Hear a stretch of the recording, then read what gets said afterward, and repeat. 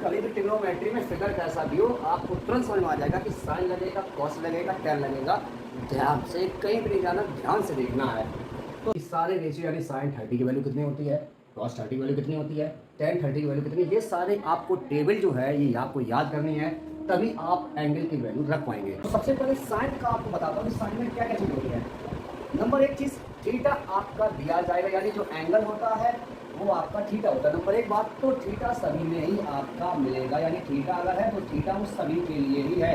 यानी कि साइन में अगर एंगल दे दिया गया है तो वो थीटा है, साइन के लिए भी वो थीटा है, कॉस के लिए भी वो थीटा है, टैन के लिए भी वो थीटा है।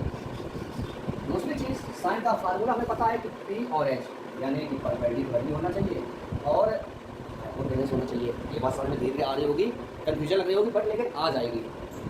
कॉस के लिए क्या है, डी अपॉन एच यानी कि बेस होना चाहिए और तीसरे नंबर पे हमारा हाइपोटेनस होना चाहिए।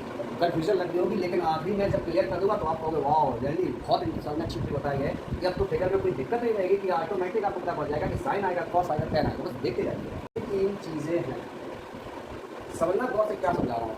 साइन के पास भी तीन चीज़ें होती है, कॉस के पास भी तीन चीज़ें होती है, टैन के पास भी तीन चीज़ें होती है। अब आपको फिगर में कोई दो चीज़ें मिलेंगी, लेकिन मिलेंगी कितनी चीज़ें, कोई दो चीज़ें मिल सकती हैं, कोई दो चीज़ें मिल सकती हैं, होती तीन है बट कोई दो चीज़ें मिल सकती हैं। श्योर थीटा तो जरूर मिलेगा क्योंकि अगर एंगल है तो थीटा मिलेगा, एक चीज़ तो सबके लिए हो गई। अब दूसरी चीज़ आपको देखनी है कि परपेंडिकुलर मिलेगा या हाइपोटेनस मिलेगा। सपोज ये आपके पास बेस है तो बेस आपके पास 4 सेंटीमीटर हो गया, थीटा आपके पास है, दो चीज़ें होगी। अब हमें निकालना एसी, एसी यानी कि हाइपोटेनस है। अब फार्मूला देखेंगे कि बेस और हाइपोटेनस किस में होता है। बेस और हाइपोटेनस केवल आपका कॉस में आता है, यानी बी एच कॉस में आता है आपका बेस और हाइपोटेनस। जब बेस दिया है आपको हाइपोटेनस निकालना है तो आपने देख लिया कि थीटा सबके लिए है और बेस और हाइपोटेनस, बेस ये दिया गया, हाइपोटेनस निकालना है तो आप कॉस लगा देंगे। चलो एसी के लिए निकाल के देखता हूँ, एसी के लिए चलो। ओके, तो कॉस थीटा इक्वल टू होता है, कॉस थीटा इक्वल टू आपका क्या होता है, बेस अपॉन हाइपोटेनस यानी कि BC upon AC, BC upon AC. अब थीटा, थीटा हमारे पास है 45, तो कॉस 45 यानी कॉस 45 तो हमारे पास हो गया।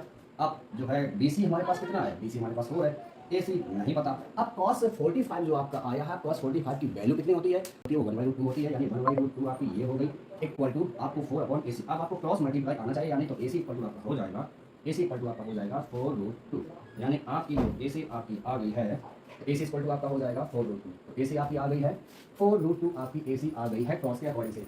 अब सपोज आपको एसी नहीं निकालनी है, सपोज आपको ए भी निकालनी है, ठीक है, यानी कि बेस है आपको परपेंडिकुलर निकालना है, तो बेस और परपेंडिकुलर आपका आता है टैन में। चलो अब टैन के हिसाब से ये परपेंडिकुलर निकाल के देखते हैं, अभी कॉस आपने देख लिया है, चलो टैन से देखते हैं। तो थीटा आपके पास है तो सिंपल सा टैन थीटा इक्वल टू आपका है perpendicular upon base, A B upon B C. Tan 45 theta की वैल्यू पता है 45 है, ए बी आपको नहीं पता, बी सी आपके पास 4 है, तो टैन 45 को 1 कहते हैं, ए बी अपॉन 4, तो ए बी इक्वल टू हो जाएगा 4। तो अब आप समझ रहे हो कि कैसे क्या करना है। तो वीडियो को लाइक करें, सब्सक्राइब करें, शेयर जरूर करें। अगर आपको बहुत पसंद आया, आपको समझ में आया हो कि साइन कॉस टैन कैसे लगता है।